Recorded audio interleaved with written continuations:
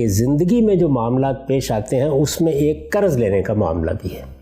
میری کوئی ضرورت ہے، میں کوئی کاروبار کرنا چاہتا ہوں، میں اپنی بیٹی کو بیاہنا چاہتا ہوں، میں بچے کو تعلیم دینا چاہتا ہوں، اور مجھے کوئی ایسی چیز لاحق ہو گئی ہے جس کے لیے میرے پاس ضروری سرمایہ نہیں ہے. میں آپ سے مدد کی درخواست کرتا ہوں. ٹھیک. 2 صورتیں ہو سکتی ہیں.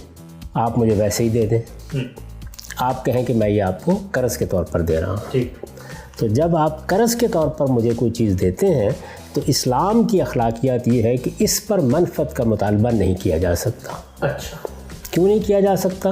یہ آپ جانتے ہیں کہ ہمارے دین میں جن چیزوں کو غیر معمولی اہمیت دی گئی ہے ان میں ایک بہت بڑی چیز انسان کے اخلاقی وجود کی تطہیر ہے.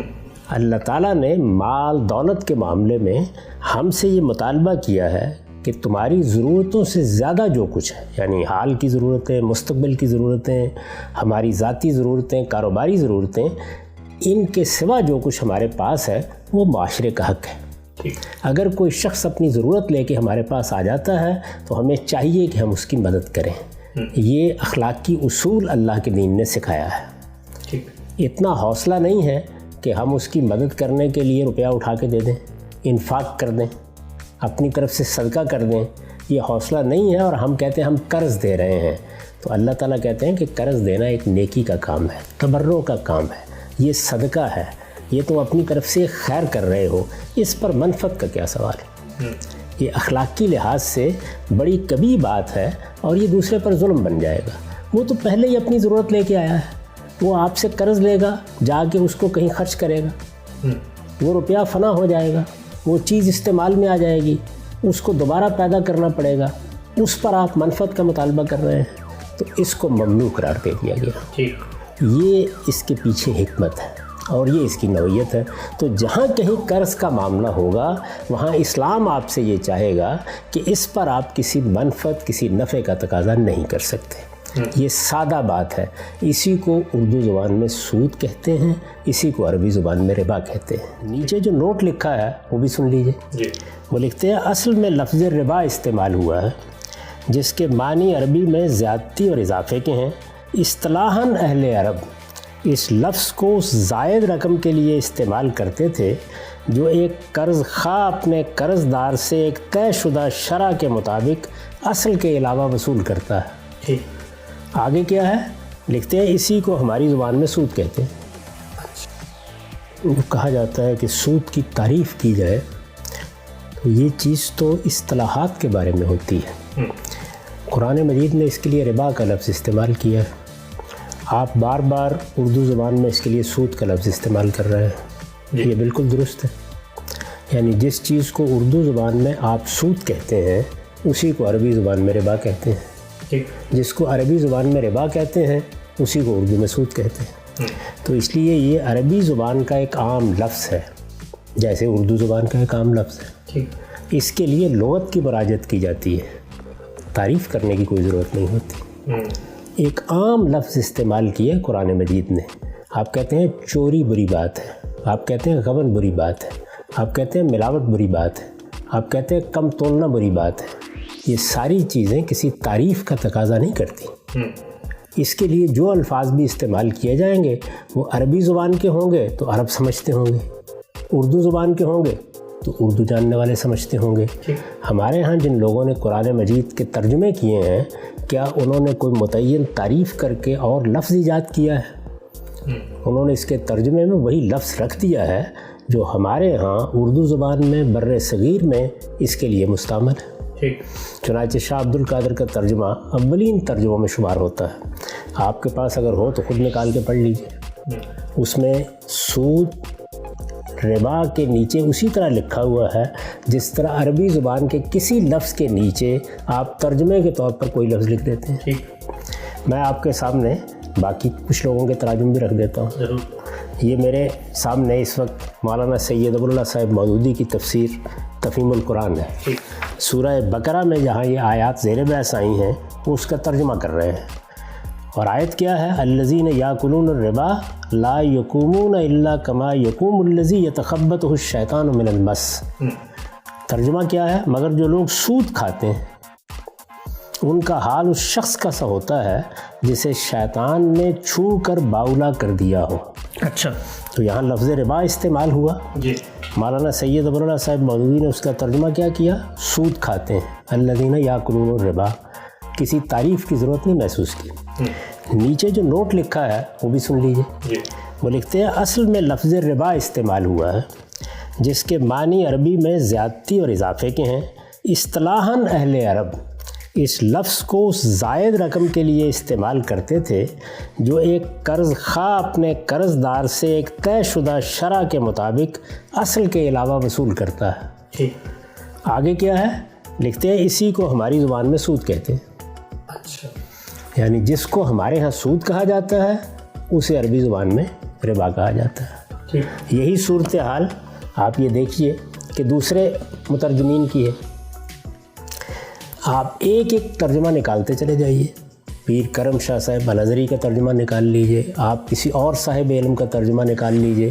وہ جب اس کو اردو زبان کے قارئین کے سامنے رکھیں گے تو ربا کے لفظ کے نیچے سود کا لفظ لکھتے ہیں۔ ٹھیک، یہ بالکل ایسے ہی ہے جس طرح میں نے آپ سے عرض کیا کہ اگر کہیں قرآن مجید میں سارق کا لفظ لکھا ہوا ہے یا زانی کا لفظ لکھا ہوا ہے تو یہ لغت کا مسئلہ ہے، اس کا ترجمہ بتا دیا جائے گا۔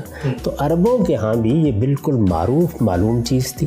سود کوئی ایسی بات نہیں ہے کہ جو اسلام کے زمانے میں ایجاد ہوئی اور اس کا نام رکھنے کی ضرورت تھی یا اس کے لیے کوئی اصطلاح وجود میں لانے کی ضرورت تھی۔ وہ لفظ تھا تو پہلے وجود میں آ چکا تھا، اصطلاح تھی تو پہلے وجود میں آ چکی تھی، اپنا ایک متعین معلوم معروف مفہوم رکھتی تھی، اسی میں اس کو استعمال کیا گیا۔ تو اب یہ دیکھیے کہ ہمارے ہاں سود کا لفظ کس چیز کے لیے استعمال ہوتا ہے؟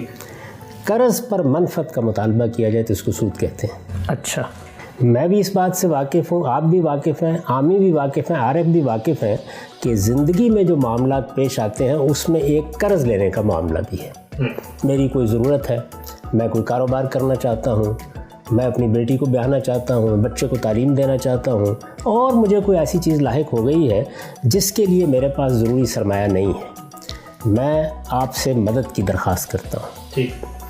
دو صورتیں ہو سکتی ہیں، آپ مجھے ویسے ہی دے دیں، آپ کہیں کہ میں یہ آپ کو قرض کے طور پر دے رہا ہوں۔ تو جب آپ قرض کے طور پر مجھے کوئی چیز دیتے ہیں تو اسلام کی اخلاقیات یہ ہے کہ اس پر منفعت کا مطالبہ نہیں کیا جا سکتا۔ اچھا، کیوں نہیں کیا جا سکتا؟ یہ آپ جانتے ہیں کہ ہمارے دین میں جن چیزوں کو غیر معمولی اہمیت دی گئی ہے ان میں ایک بہت بڑی چیز انسان کے اخلاقی وجود کی تطہیر ہے۔ اللہ تعالیٰ نے مال دولت کے معاملے میں ہم سے یہ مطالبہ کیا ہے کہ تمہاری ضرورتوں سے زیادہ جو کچھ ہے، یعنی حال کی ضرورتیں، مستقبل کی ضرورتیں، ہماری ذاتی ضرورتیں، کاروباری ضرورتیں، ان کے سوا جو کچھ ہمارے پاس ہے وہ معاشرے کا حق ہے۔ اگر کوئی شخص اپنی ضرورت لے کے ہمارے پاس آ جاتا ہے تو ہمیں چاہیے کہ ہم اس کی مدد کریں۔ یہ اخلاقی اصول اللہ کے دین نے سکھایا ہے۔ اتنا حوصلہ نہیں ہے کہ ہم اس کی مدد کرنے کے لیے روپیہ اٹھا کے دے دیں، انفاق کر دیں، اپنی طرف سے صدقہ کر دیں، یہ حوصلہ نہیں ہے اور ہم کہتے ہیں ہم قرض دے رہے ہیں۔ تو اللہ تعالیٰ کہتے ہیں کہ قرض دینا ایک نیکی کا کام ہے، تبرع کا کام ہے، یہ صدقہ ہے، یہ تم اپنی طرف سے خیر کر رہے ہو، اس پر منفعت کا کیا سوال ہے؟ یہ اخلاقی لحاظ سے بڑی کبھی بات ہے اور یہ دوسرے پر ظلم بن جائے گا۔ وہ تو پہلے ہی اپنی ضرورت لے کے آیا ہے، وہ آپ سے قرض لے گا، جا کے اس کو کہیں خرچ کرے گا، وہ روپیہ فنا ہو جائے گا، وہ چیز استعمال میں آ جائے گی، اس کو دوبارہ پیدا کرنا پڑے گا، اس پر آپ منفعت کا مطالبہ کر رہے ہیں، تو اس کو ممنوع قرار دے دیا گیا۔ یہ اس کے پیچھے حکمت ہے اور یہ اس کی نوعیت ہے۔ تو جہاں کہیں قرض کا معاملہ ہوگا وہاں اسلام آپ سے یہ چاہے گا کہ اس پر آپ کسی منفعت، کسی نفع کا تقاضا نہیں کر سکتے۔ یہ سادہ بات ہے، اسی کو اردو زبان میں سود کہتے ہیں، اسی کو عربی زبان میں ربا کہتے ہیں۔ اور یہی وہ چیز ہے کہ جو ہمارے علماء بھی بیان کرتے ہیں۔ میں نے آپ سے ابھی عرض کیا کہ آپ پیر کرم شاہ صاحب الازہری کا ترجمہ دیکھ لیجئے، آپ ابوالکلام آزاد کا ترجمہ اٹھا لیجئے، آپ مولانا شبیر احمد عثمانی صاحب کا ترجمہ اٹھا لیجئے، آپ جس طرح میں نے آپ سے عرض کیا مولانا سید ابوالعلا صاحب مودودی کا ترجمہ اٹھا لیجئے، کیا وہ ربا کے لفظ کے نیچے کسی اور چیز کا آپ سے تعارف کرا رہے ہیں؟ یہی کہہ رہے ہیں کہ سود مت کھاؤ، سود کھانا ممنوع ہے. اور سود کا لفظ کیوں استعمال کر رہے ہیں؟ اس لیے کہ اردو زبان کے قارئین یہ جانتے ہیں کہ سود کیا چیز ہے. میں جب کسی کے بارے میں یہ کہتا ہوں کہ فلاں آدمی سود لیتا ہے یا سود کھاتا ہے تو اس دنیا میں ہر شخص جو اردو زبان کو جانتا ہے وہ یہ سمجھ لیتا ہے کہ میں کیا کہہ رہا ہوں, میں کس معاملے کا ذکر کر رہا ہوں. تو اس لیے وہی بات ہے جو ہمارے ہاں بعض اہل علم نے بھی کہی ہے کہ کلو قرض جر نفع فہو ربا. یعنی جب قرض کا کوئی معاملہ آپ کریں گے اور اس میں آپ نفع چاہیں گے تو یہ ربا ہوگا. اس کو اسلام میں ممنوع کر دیا گیا ہے. ممنوع کرنے کی وجہ میں نے آپ کو بتا دی. اگر آپ بالکل فقہی نقطہ نظر سے دیکھیں تو یہ قرآن مجید کے اس حکم کا امتداد ہے جس میں یہ کہا گیا ہے کہ لوگوں کا مال باطل طریقے سے نہ کھاؤ. لا تاکلوا اموالکم بینکم بالباطل. غلط طریقوں سے کسی کا مال نہ لو. یعنی صحیح طریقہ ہونا چاہیے. کسی کا مال لینا ہے تو تجارت کرو, بیع و شراء کرو. وہ نیکی اور خیر کے کام جو تمہیں اپنے طور پر کرنے چاہیے ان کو کاروبار نہ بناؤ. یہ اصولی بات. تو اس اصولی بات کو سامنے رکھ کر اب اللہ تعالیٰ نے ایک ایسے معاملے میں یہ حکم دیا ہے جس سے متعلق اشتباہ پیدا ہو سکتا تھا. میں اس سے پہلے بھی کئی مرتبہ یہ عرض کر چکا ہوں کہ بارہا ایسا ہوتا ہے کہ چیزیں بالکل واضح ہوتی ہیں, بالکل متعین ہوتی ہیں. میں بھی اس کو جانتا ہوں, آپ بھی جانتے ہیں. وہ عالمگیر صداقت کی صورت میں دنیا بھر میں جانی پہچانی ہوتی ہیں. بعض جگہوں پر اشتباہ پیدا ہو جاتا ہے. وہاں اللہ تعالیٰ اپنے پیغمبروں کے ذریعے سے فتویٰ دیتے ہیں, اپنا حکم بیان کرتے ہیں. یہ ربا کا معاملہ بھی ایسا ہی ہے, کیونکہ اس میں اپنا روپیہ آپ کے استعمال میں دے رہا ہوں اور عام طور پر جو چیزیں دوسروں کو ادھار دی جاتی ہیں یا استعمال کے لیے دی جاتی ہیں ان کا معاوضہ لیا جاتا ہے. میں نے ایک گھر آپ کو دیا استعمال کرنے کے لیے, میں نے گاڑی دی, میں نے اپنی سائیکل دی. میں اگر اس پر آپ سے کسی کرائے کا مطالبہ کرتا ہوں تو کوئی اس کے اوپر کان کھڑے نہیں کرتا.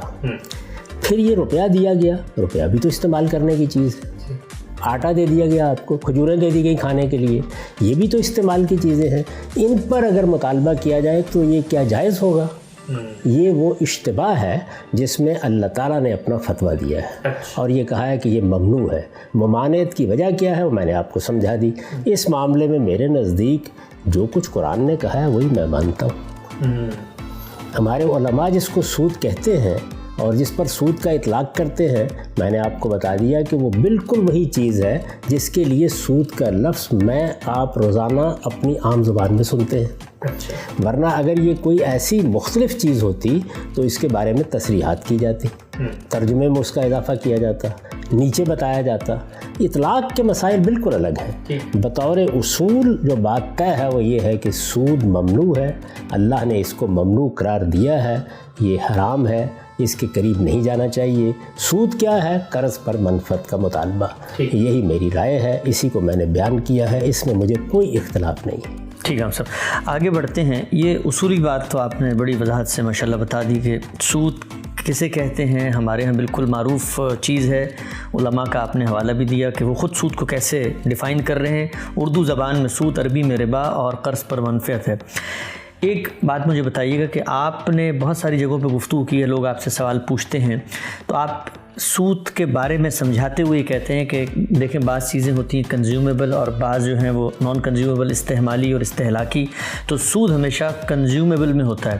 تو اب یہ جو آگے کی بات ہے, مثلا یہاں تک تو بات آپ نے کہا میرے نزدیک بھی ہوئی ہے, علماء کے نزدیک بھی ہوئی ہے کہ قرض پہ منفعت, لیکن یہ کنزیومیبل اور نان کنزیومیبل یہ تقسیم تو پھر کیا مطلب آپ نے آگے سے شامل کی, کیسے اس میں؟ میں کیوں شامل کروں گا؟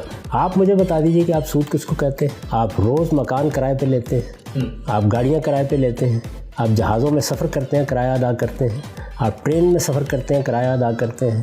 بہت سی کرائے پر لے کر چیزیں آپ روزانہ استعمال میں لا رہے ہوتے ہیں. کبھی آپ نے کہا ہے کہ یہ میں سود دے رہا ہوں؟ اور کبھی لینے والوں کے بارے میں کہا ہے کہ وہ سود کھا رہے ہیں؟ کیوں نہیں کہتے؟ اس لیے کہ وہ استعمال کی چیزیں ہیں. لوگوں کو یہ بتایا گیا ہے کہ آپ یہ دیکھیں قرض کیا ہوتا ہے اور استعمال کا کرایہ کیا چیز ہوتی ہے. اچھا, وہی اشتباہ جو عام طور پر پیدا ہوتا ہے.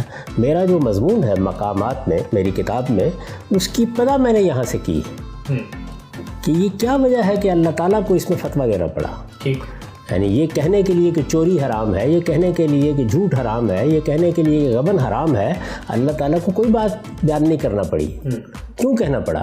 اس لیے کہ اس میں معاملے کا اشتباہ پیدا ہوتا ہے۔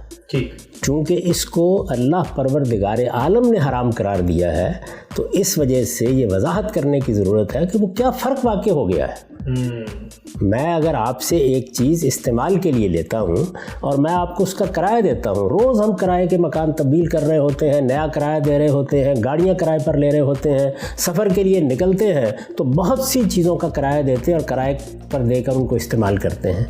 وہاں پر بھی ایک چیز تھی، میری ملکیت تھی، میں نے آپ کے استعمال میں دے دی، میں اس کا کرایہ لے رہا ہوں، آپ کے ماتھے پر کوئی شکن نہیں پڑتی۔ لیکن جیسے ہی آپ 10 روپے مجھ سے لیتے ہیں، جیسے ہی آپ کوئی ایسی چیز مجھ سے لیتے ہیں کہ جو آپ استعمال کریں گے تو فنا ہو جائے گی، اپنا وجود کھو بیٹھے گی، تو فوراً آپ کی جبین پر شکن پڑتی ہے کہ اس پر منفعت کا مطالبہ کیوں کیا جا رہا ہے۔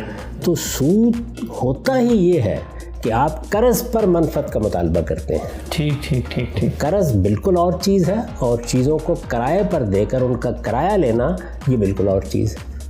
یعنی جس طرح بیع و شراء میں آپ ایک چیز بازار سے لاتے ہیں، آپ لا کر اس کو بیچتے ہیں، اس پر بھی منفعت لیتے ہیں نا، لیکن وہ قرض نہیں ہے، وہ بیع و شراء کا معاملہ ہوا ہے، خرید و فروخت کا معاملہ ہوا ہے۔ اسی طرح آپ ایک چیز لیتے ہیں، وہ آپ کی ملکیت ہے، آپ اس کو کرائے پر اٹھا دیتے ہیں، وہ مکان بھی ہو سکتا ہے، وہ گاڑی بھی ہو سکتی ہے، وہ سائیکل بھی ہو سکتی ہے۔ استعمال کی چیزوں کا کرایہ لینا دینا یہ ہمارے ہاں پوری معاشرت اور تمدن میں ہر جگہ جاری ہے، اس کے اوپر کوئی حرف رکھنے کی ضرورت پیش آتی ہے۔ یہ سارے معاملات جتنے ہیں ان کو آپ کیا کہتے ہیں؟ پھر یہی کہیں گے نا کہ میں نے مکان کرائے پر دیا ہوا ہے، آپ یہ کہتے ہیں میں نے مکان قرض دیا ہوا ہے؟ نہیں۔ تو قرض کا لفظ، دین کا لفظ جب بولا جاتا ہے تو وہ حقیقت میں اس معاملے کے لیے بولا جاتا ہے کہ آپ کوئی فنا ہونے والی چیز استعمال کے لیے دوسرے کو دے دیتے ہیں، وہ چیز واپس نہیں لی جاتی، ہمیشہ اس کا آپ معاوضہ واپس لیتے ہیں۔ یعنی تم نے استعمال کیا، وہ چیز بھی مجھے دو، اس کی قیمت بھی دو، اور اس کے ساتھ کچھ زائد بھی ادا کرو۔ تو قرض کے معاملے اور کرائے کے معاملے، قرض کے معاملے اور بیع و شراء کے معاملے کو الگ الگ سمجھا جائے گا نا۔ یعنی نفع تو میں نے آپ کو کوئی چیز بیچ کر بھی لیا، اور میں نے آپ کو کوئی چیز کرائے پر دی استعمال کرنے کے لیے، اس میں بھی کچھ روپے آپ سے لیے، ہر مہینے لیے، ہر گھنٹے کے لیے، اور کچھ روپیہ آپ کو دیا اور اس پر کچھ نفع کا مطالبہ کر دیا۔ کیا فرق ہے ان میں؟ تو یہ فرق سمجھانے کے لیے میں نے لوگوں کو بتایا ہے کہ سود کا تعلق قرض سے ہوتا ہے، اور قرض ہمیشہ ان چیزوں میں لین دین کو کہتے ہیں جو اپنا وجود فنا کر دیتی ہیں۔ استعمال کی چیزوں کے لیے نہ قرض کا لفظ استعمال ہوتا ہے، نہ اس کا کوئی معاوضہ، استعمال کا معاوضہ لینے پر آپ لفظ سود بولتے ہیں، وہاں کرائے کا لفظ بولا جاتا ہے۔ یہ الفاظ الگ الگ کیوں بولے جا رہے ہیں؟ اس لیے کہ ان کی نوعیت بالکل الگ ہے، ان کی حیثیت بالکل الگ ہے۔ ان کو آپ خلط ملط کیسے کر سکتے ہیں؟ بیع و شراء پر نفع بالکل جائز ہوگا، کرایہ اگر آپ کسی چیز کا لیں گے تو بالکل جائز ہوگا۔ مجھے یہ بتا دیجئے دونوں میں فرق کیا ہے؟ یعنی میں نے ایک گھر، ایک سائیکل، ایک گاڑی آپ کو استعمال کے لیے دی ہے، میں نے 10,000 روپے اپنی جیب سے نکالے اور وہ استعمال کے لیے دے دیے۔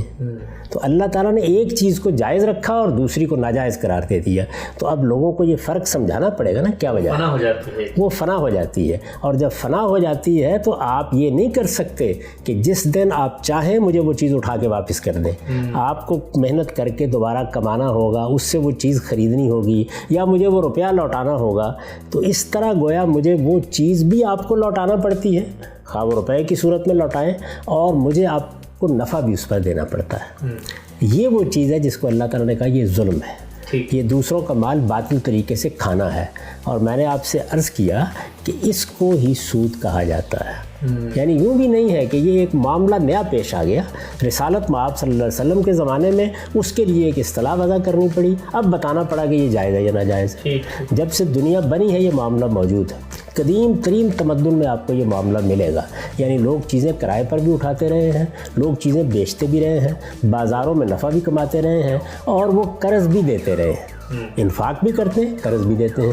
جب آپ قرض دیں گے تو اس میں یہ سوال پیدا ہوتا ہے کہ اگر کرایہ جائز ہے، کسی چیز کے استعمال کا معاوضہ اس طرح لینا جائز ہے، تو یہ روپے کے استعمال کا معاوضہ لینا یہ کیسے ناجائز ہو گیا؟ ٹھیک، بالکل ٹھیک۔ یہ فرق سمجھانے کے لیے میں نے یہ بتایا ہے کہ قرض ہوتا ہی ان چیزوں میں ہے۔ قرض کا لفظ بولا ہی نہیں جاتا، آپ اردو میں بھی نہیں بولتے، آپ عربی میں بھی نہیں بولتے، آپ دنیا کی کسی زبان میں بھی نہیں بولتے۔ یعنی جس وقت آپ کوئی چیز استعمال کے لیے دیتے ہیں یا بیچتے ہیں تو اس کے لیے زبان میں الگ الفاظ ہیں۔